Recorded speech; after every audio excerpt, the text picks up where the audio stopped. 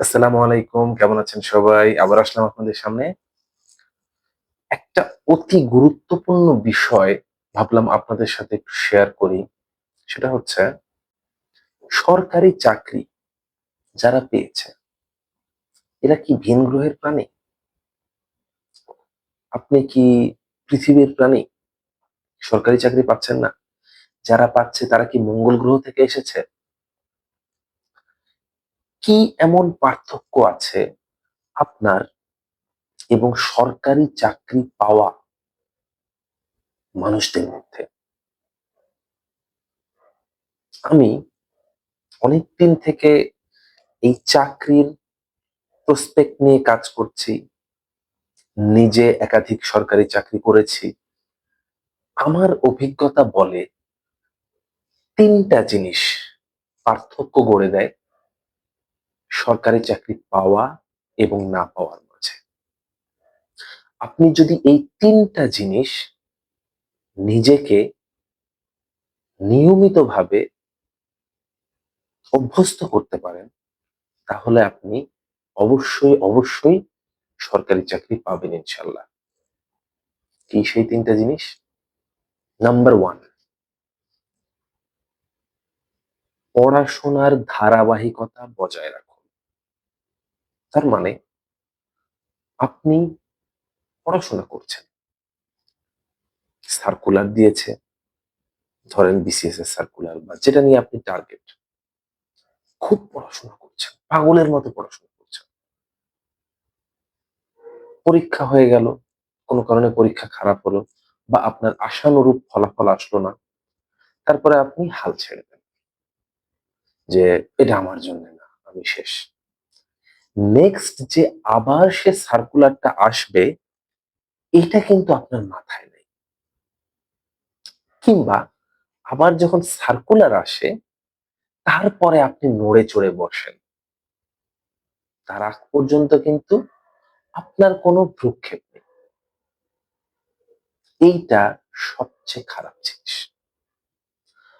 আপনি যেই চাকরিকে উদ্দেশ্য করে প্রস্তুতি নিচ্ছেন, আপনার কাজ হওয়া উচিত যতদিন না সেই চাকরি আপনি পাবেন, ততদিন সেটার জন্য চেষ্টা চালিয়ে যাওয়া।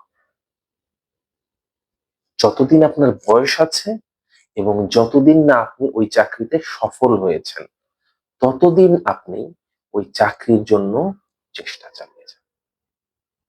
যদি যেতে না পারেন, তাহলে আপনার জন্য চাকরি পাওয়া খুব কঠিন হয়ে যাবে।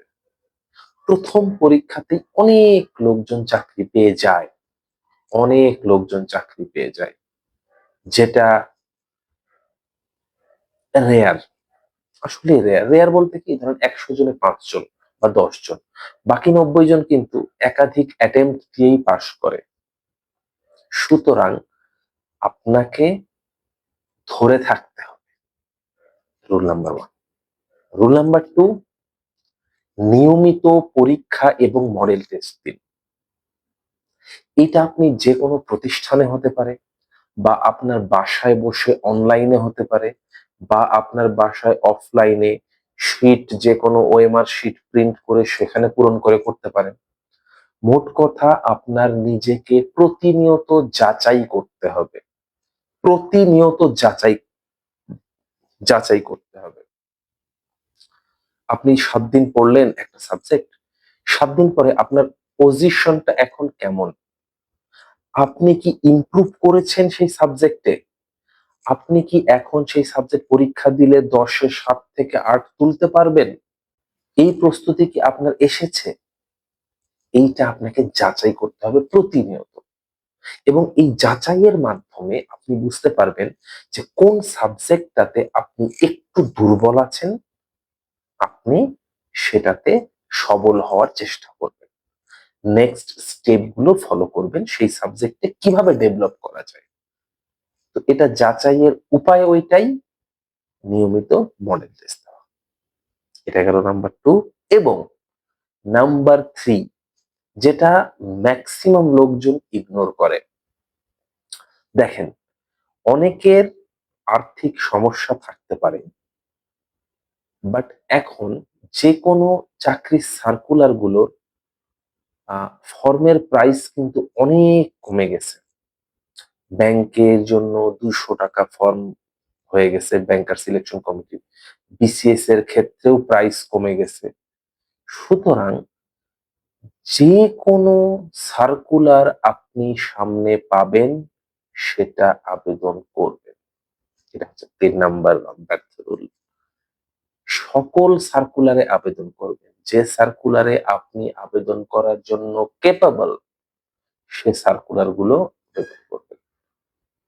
আপনি যদি সেই সার্কুলার গুলো সবগুলো আবেদন না করেন, সমস্যাটা হবে কোথায়? আপনি অভ্যস্ত হবেন না রিয়াল টাইম এক্সপেরিয়েন্সে। আপনি যখন রিয়াল টাইম এক্সপেরিয়েন্স নিতে যাবেন একটা পরীক্ষার, সেইটা কিন্তু পরীক্ষার হলে গিয়েই আপনি পাবেন। আপনি চাকরি করেন, আপনি চাকরি না করেন সেটা পরের ইস্যু। আপনি রিয়াল লাইফ এক্সপেরিয়েন্স নেওয়ার জন্য সার্কুলারে আবেদন করবেন। ধরেন আপনার কাছে একটা সার্কুলার এসছে সামনে যে আপনি এর চাকরি পেলেও চাকরি করবেন না। তার মানে কি? এই পরীক্ষাটা দিতে আপনার মনের মধ্যে কোনো ধরনের কোনো ভয় ডর কাজ করবে না। এই ভয় ডরটা কাজ না করার জন্য বা এই ভয় ডরটা দূরে ঠেলে দেওয়ার জন্য আপনার পরীক্ষাটা দেওয়া জরুরি। এবং যখন আপনি এই ধরনের পরীক্ষাগুলো বেশি করে দেবেন, রিয়াল টাইম এক্সপেরিয়েন্স নেবেন পরীক্ষার হলে, তখন যখন গুরুত্বপূর্ণ পরীক্ষাগুলো আপনার সামনে আসবে, তখন কিন্তু আপনার ভয়টা অনেকটাই কেটে যাবে এবং অনেকটাই আপনার মধ্যে সাহস সঞ্চয় করবে। তাই যেই সার্কুলারই সামনে পাচ্ছেন আপনি চাকরি করবেন কি করবেন না সেইটা দেখার প্রয়োজন নেই।